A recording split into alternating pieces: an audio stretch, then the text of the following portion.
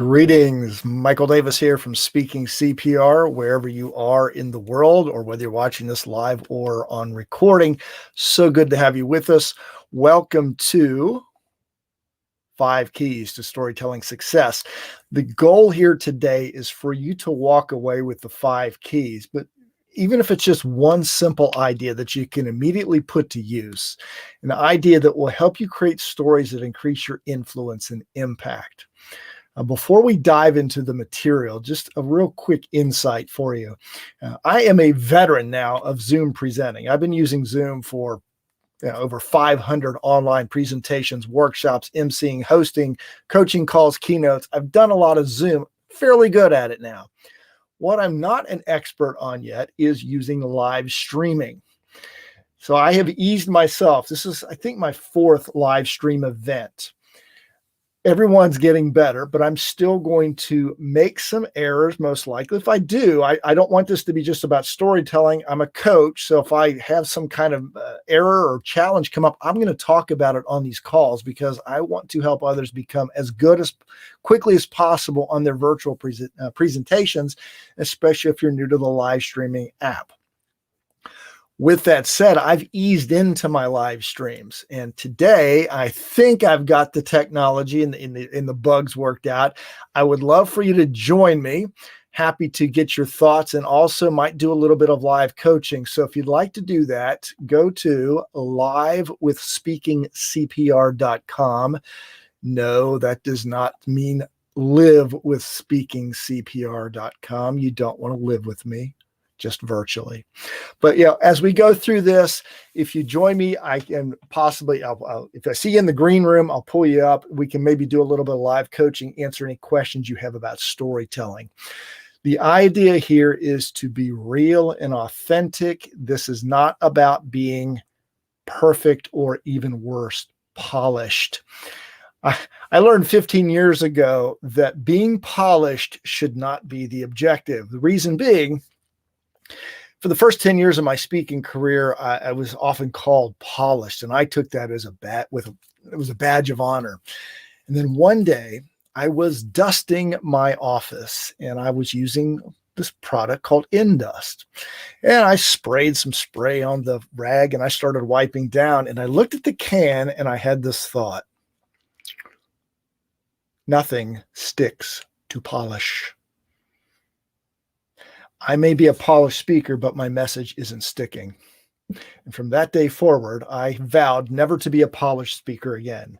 Go up, be authentic, and if you have mistakes or imperfections, who cares? Get your message across. All right, point taken. Let's get on with the presentation, Michael. All right. I have been told, and I've experimented with all types of technology, that to join me, you do need to log in through Google Chrome or Firefox. I tried it on my iPhone yesterday. It sent me to, I'm drawing a blank on my iPhone. What's the streaming service on iPhone? Hey, I have a blank. Most people are saying you got to join through Google Chrome or Firefox. If that's an issue, go to those two. Again, I mentioned we will do some spotlight coaching here if you want to come on. If not, that's okay. The information will help you. Let's jump right into the first of the 5 keys. Number 1, you've got to have good characters. Now, what does that mean, good characters? Number 1, you've got to have a main character who is relatable to your audience. What does that mean? I've worked with people from all types of backgrounds. I've worked with successful entrepreneurs, TEDx speakers, and in particular, I worked with a gentleman who is a Hall of Fame NFL football player from our American fans. It's American football, not soccer. It's the American style. He is considered a legend amongst legends. So when I worked with him on his TED Talk, I had to find a way to make this guy relatable to the audience, because most of us have not graduated from a prestigious football school like he did, and then gone on to be a high draft pick in the NFL and gone on to legendary status. We had to make him relatable, and we did that. And the way we did is we told a story about him and his mom, and the impact that she had on him, the messages she'd given him as a child, which helped him through injuries through his career and to keep persisting. That's how we made him relatable, even though he had all these accolades that most of us could never, we could only dream about. So that's how we made our main character relatable. Second, you want to have a guide. Now, the guide often is mistaken for someone who's like a swami, someone who has all the answers. And that's not the point, especially in a business story. You will have the role of the guide. The best business stories talk about our clients and customers who have some kind of problem. They're struggling with that. They meet you, you provide a solution, their lives are better. And that hopefully will draw people to you as prospective clients and say, oh, if that person had that kind of success with you, I would like to work with you too. The idea here, though, is not to make you the all-powerful, all-knowing. It is someone who has an expertise. You have a solution that person is looking for.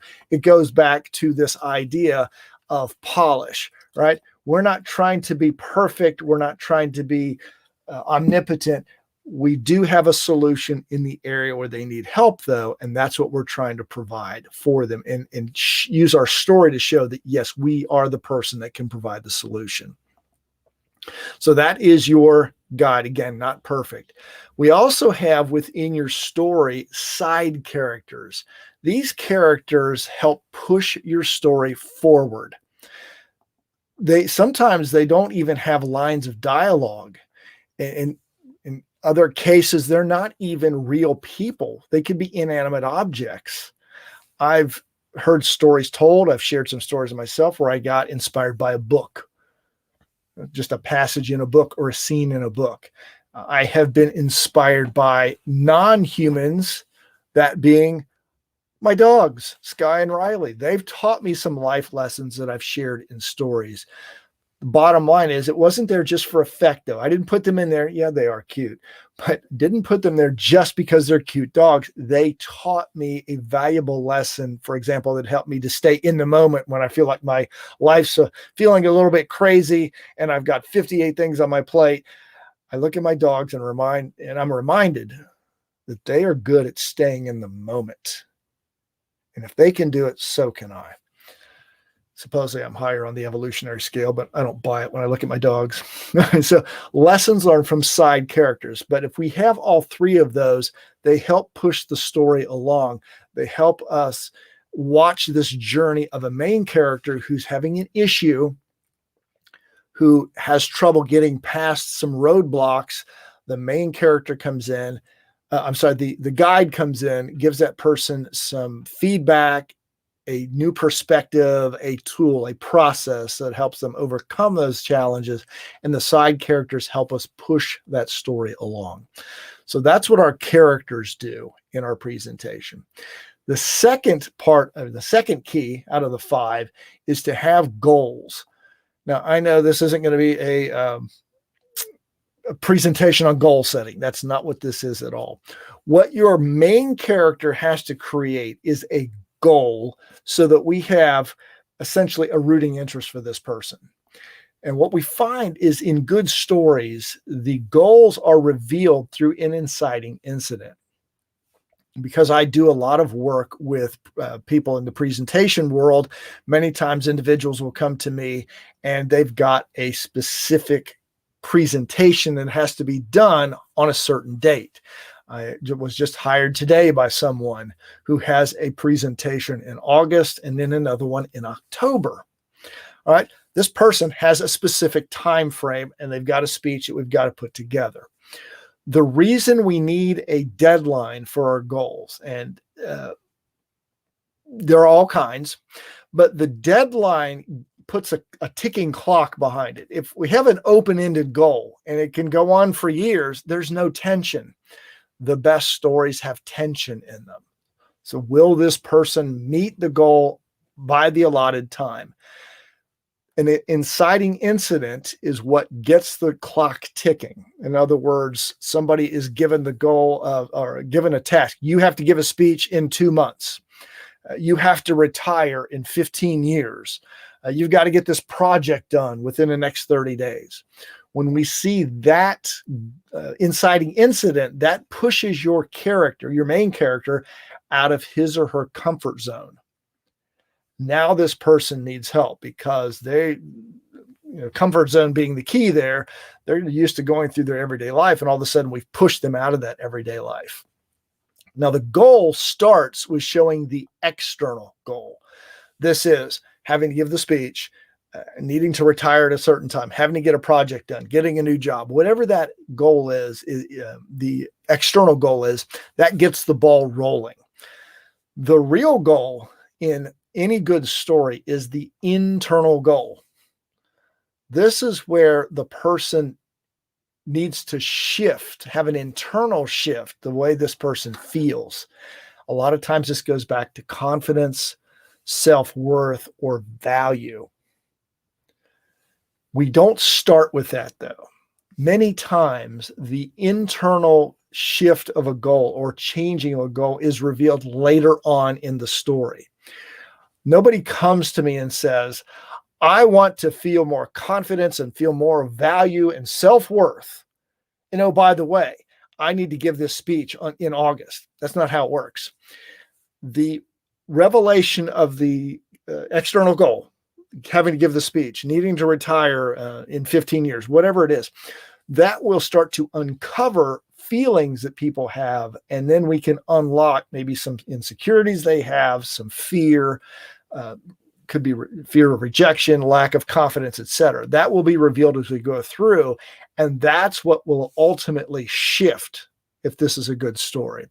So the external goal reveals the internal goal. And before I go any further, a lot of times people will ask me, and I forget to do this by the end of the presentation, do you have any resources that can help us? And I have several, but this is the most popular. It is called 52 Storytelling Tips. And I've got this in the chat box. Hopefully you can see that. What this is a series of weekly 5-minute audios that come to your email inbox.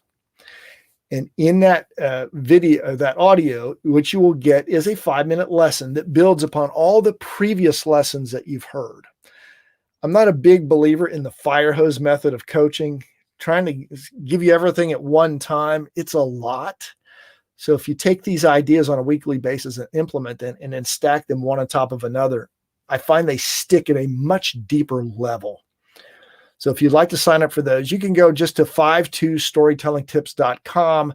This link that I've put in the chat box, you can also, I think you can click on it. If not, but just go to 52 Storytelling Tips and you can sign up for them there. No cost or obligation to you. If you have any questions on those, feel free to talk to me a little bit later at the end of this call. All right, we've gone through the first two. We've got character, we've got goals. Now we have to get to the real heart of the story that gets the ball rolling, and that is conflict. Up until this point, until there's some kind of conflict, the story hasn't really begun. One of my favorite examples of this is I got this from a gentleman named Park Howell, who runs the business of story. He's a really successful business storytelling author and coach. He uses this example, and I love it. Most people think that this is a story. A beautiful princess meets a handsome prince. They fall in love, they get married, and they live happily ever after. Is that really a story? Yes, there are characters. A little bit of a goal, maybe they want to get married. But other than that, is that really a narrative you want to listen to? No, it's boring. There's no action in it. There's no conflict. You can change this into a story by adding just one line. A beautiful princess meets a handsome prince. They fall in love. They get married. They live happily ever after. Until the abduction. What just happened in your brain? All of a sudden, you now have questions. There's a conflict has been introduced. The human brain loves questions, and it is very curious. Now, in order to be good storytellers, we have to close the loop, as we call it. We've opened what we call a loop. Now we have to close it by the end of the story. We have to answer the questions, in other words. But we have to open that loop first for the brain to get really interested. So how do we do that? We have the inciting incident, which is in our little story here with the princess. Somebody got abducted. So you've got all of these questions. Who got abducted? Why did that person get abducted? Who did the abducting? How did this get resolved? Did somebody get hurt? Did somebody die? How did this unfold? It just lays the groundwork for what's to come.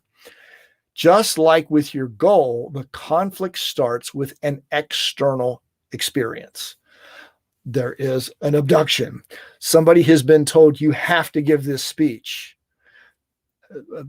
A couple sits down with a financial advisor and finds out that plan that we put in place, it's not going to be any good because your kid's college tuition is twice what we thought it would be.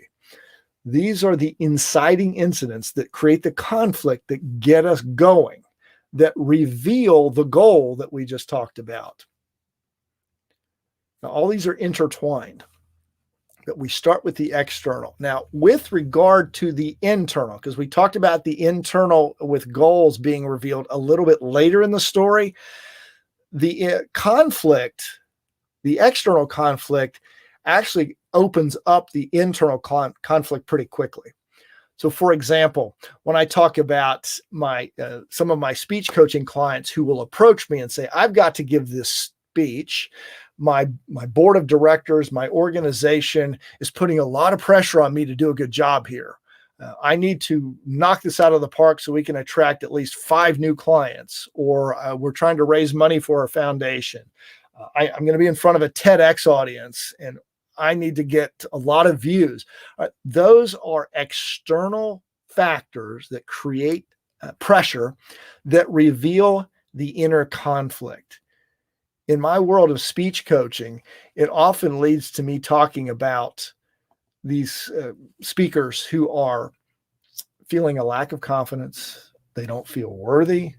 They feel intimidated. They're anxious. They're afraid. All of these, what you would consider negative emotions that we need to shift. This is the emotion that we're going to shift as we go through the story so that by the end, hopefully, it's gone in a whole new direction. It's a completely opposite of what they were feeling. But in the beginning, we need to see those negative emotions. We need to feel those. That's where the relatability comes in. When I talked about my Hall of Fame football player client who I worked with his TEDx speech, he tells a story of when he was in college going through his 3rd knee surgery and how he was just at the end of his rope. He was just exhausted from going to class all day, having a job, and going through rehab, physical rehab, several hours a day to get himself into shape so he could be drafted into the NFL. Well, day after day of that, even as a 20-year-old kid, was too much. And he just one day just kind of broke down with his wife, and that was a poignant moment. And what was also poignant was when he talked about the lessons his mother had taught him that kicked in and helped him get over the hump. But seeing him in that vulnerable state is what connected him to us. Not the fact that he was this legendary football player and this incredibly wonderful person, which he is. That wasn't the connector. It was the pain he was going through. When you show your main character going through that struggle, that's what we need. In fact, one of my coaches taught me that without a struggle, there is no story. One of the biggest challenges that I see for storytellers is they rush through the struggle too fast. They introduce the character, the conflict, the goal is revealed, and then they rush through that because they want to get to the happy ending too fast. It doesn't feel real because it's not. That's not how real life works. Yes, we get introduced to the problem and we struggle and we meet this guru, this guide who's going to help us through it, but we don't wake up the day after with all of our problems solved. We have to shift. It takes a while for us to adapt to new change and take on new habits, etc. So with that in mind, we've got to show. Now, we can't take 30, 40 minutes in a story either and show every single conflict. That's not how it works. We need to show a couple of conflicts that increase the tension until we get to the point of the 4th ladder of this story, which is the moment of success. This is when we see the main character cross the finish line. Now, the finish line could be that person stood up and give a great speech, and people volunteered their time or gave them money to their foundation. They had people running up to them wanting to have appointments with them. The couple redoes their financial plan, and now they can retire in 15 years. The goal that we established earlier, which has to be specific, so we know exactly what we're rooting for with this client or this main character, this is the point where we see that person accomplish the goal. We like to call this, in our storytelling group, the finish line. It's a clear and definite end to the journey. Now, again, we want that to be specific. So when I work with a woman who wanted to raise more money for her foundation, she had a specific number in mind. When I talk to financial advisors about giving presentations to attract new clients, okay, do you want to double that? Do you want to triple that? We need to see that, because if it's too vague, it's hard for us to root for that person because we're not really sure when the moment occurs that they've succeeded. So be specific about that. And also, we like to describe this as the moment of proof. This is when we see that everything you're talking about in the story, if it's a business story, that you have a solution to their problem, this is the moment of proof that, yes, you can do this. When I talk to prospective clients, or I'm talking to audiences about my speech coaching, I talk about my client who had this moment where she succeeded. She had people donating money to her foundation, or he got up and he gave the TED Talk that got a lot of attention, got a lot of views. I mean, I've got one coachee who's had almost 3 million views. There's some proof that the coaching does have benefit and can work. Now, what most storytellers do, and this is a challenge I see that they have, is that they end the story right here. And if you do that, you've cheated your audience. And here's what I mean. What we need to see beyond the finish line is what we call the new life. And we use an image of a bridge here because ultimately all great stories are about transformation. We need to see the main character start on one side of the bridge and have a goal on the other side, crossing this big chasm, this big gulf. And when we see that person transform and end up on the other side, that's what we, the audience, also want. The moment of success is not being on the other side of the bridge. It is starting us across the bridge. But what we really need to see in your story is permanence of change. This is what most storytellers leave out. We don't see the permanence in the change. So, for example, if I'm talking about my speech coaching clients, I can show them giving that speech the night that they're supposed to, or whatever the day is. But if I leave it there, that's not proof that they've internalized all the lessons they've learned. It's not proof that they have accepted and changed internally. What I need to show is them consistently doing that after. Every time they speak, they feel confidence. They are having a good time. They're looking forward to speaking. They're getting results on an ongoing basis. If it's the financial planner that's talking about clients, it wasn't just, they set up this plan and they were good happily ever after, right? That's not how it works. They have to constantly monitor the plan. And as they get closer to retirement, we need to see that, yes, the plan still works.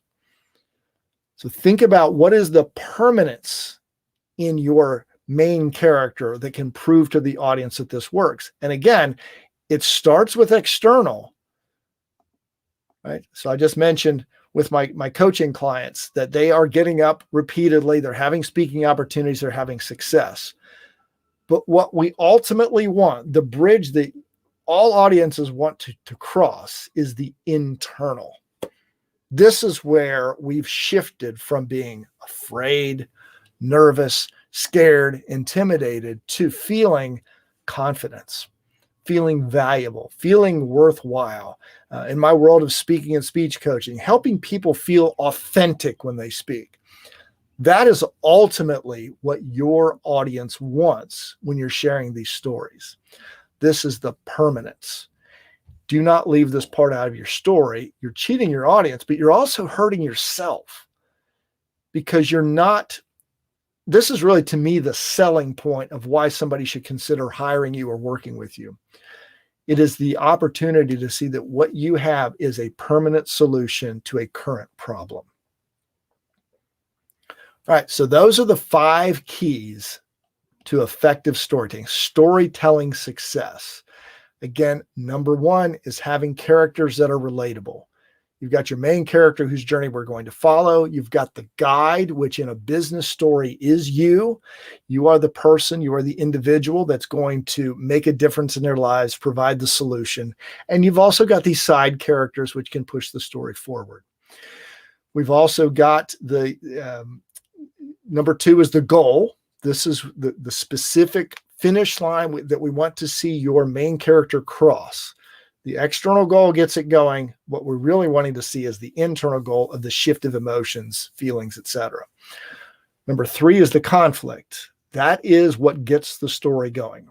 Remember, up until that point, it's just a setup, and it's just a series of statements that don't really create any emotional buy-in or tie-in. But we need that to set the stage. But the conflict is what really takes us off onto a new emotional level. Number 4, we've got to see the success. Without the success, people are going to think, oh, okay, what was the point? But again, success alone is not what we need to see, because that doesn't prove permanence. It proves that what you are offering can be a solution in the short run. But what will really sell people on talking with you is step number 5, which is the new life. And this is the proof of permanence.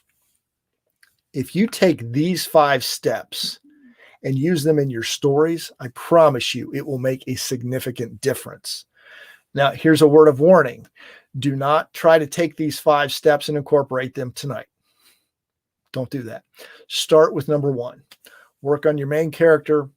Make sure that person's relatable. Show us their everyday life, not too many details. 3 is a good number. And just let us see, okay, where can we relate to this person, and set them up for what's about to come. Think about your guide. In a business story, that's you or your company. What was the solution you provided? Again, don't get too into the weeds. Don't offer a lot of details. Just generically give us an idea that this is a solution you got. It was a process, it was a system, it was a set of tools. And then who can be some main characters? They're not there, they could be there for entertainment purposes, but we're not creating novels or movies here. We need them to push the story forward. They can do that. Start with that. Then once you feel a little bit comfortable, then work on your goal, then the conflict, then the finish line or the success, and then the new life. Step by step. Don't rush the process. If you do this, I promise your stories will have a lot more impact. Now, if you would like to take a deeper dive into this, we're going to start a program in a couple of weeks. It is called 29 Days to Storytelling Mastery. What we're going to do is have 5 weekly sessions where we will go through each of these 5 steps. We'll go in depth, helping you create each of these 5 areas of your story. This is a process that I've used with people for years now, for 5 years.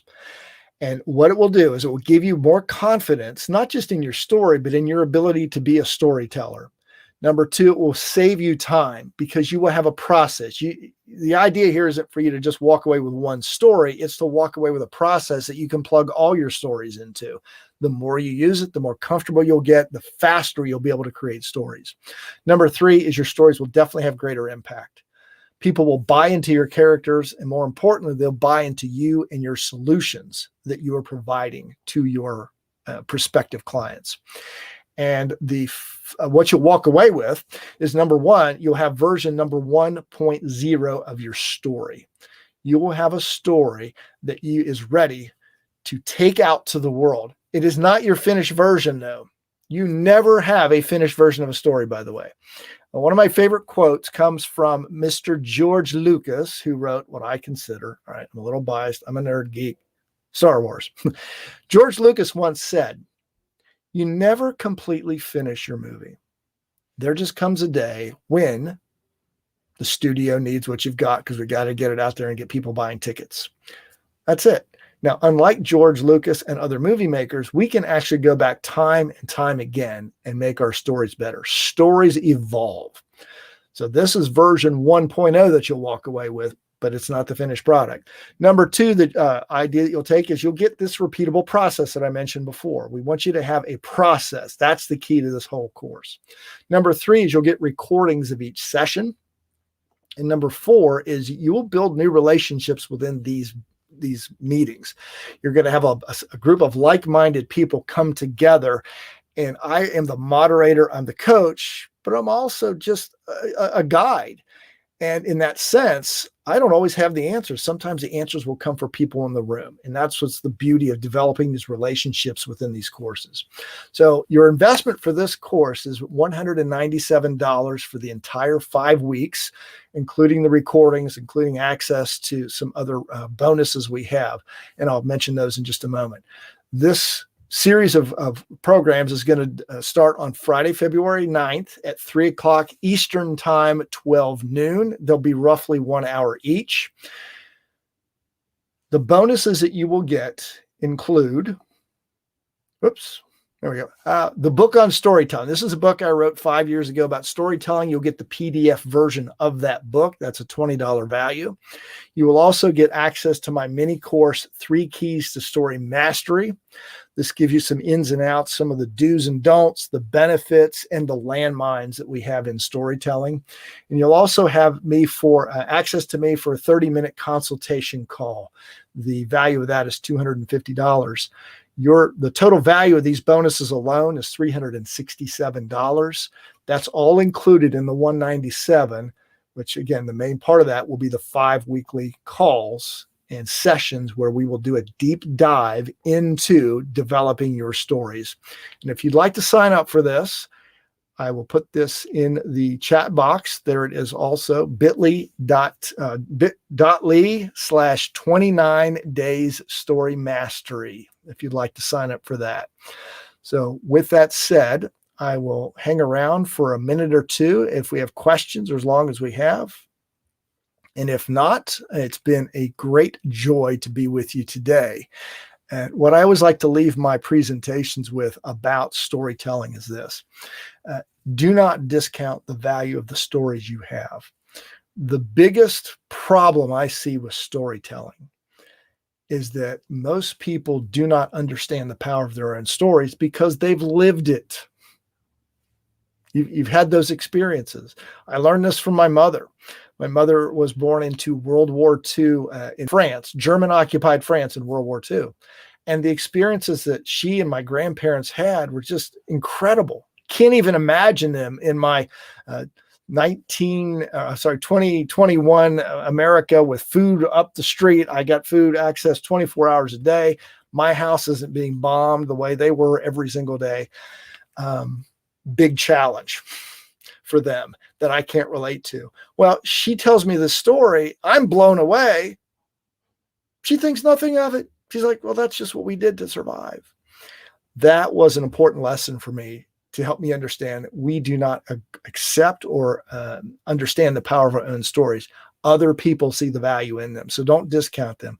People need to hear your stories, especially when you're in business. You have stories of success, of clients who were struggling, who aren't today because of you and your company.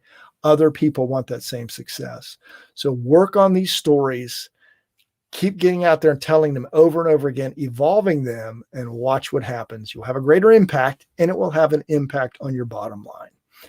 As always, you can feel free to contact me, mike@speakingcpr.com. It's been great to have you with us today. Look forward to seeing you for our next live stream. We'll talk soon. Have a great weekend.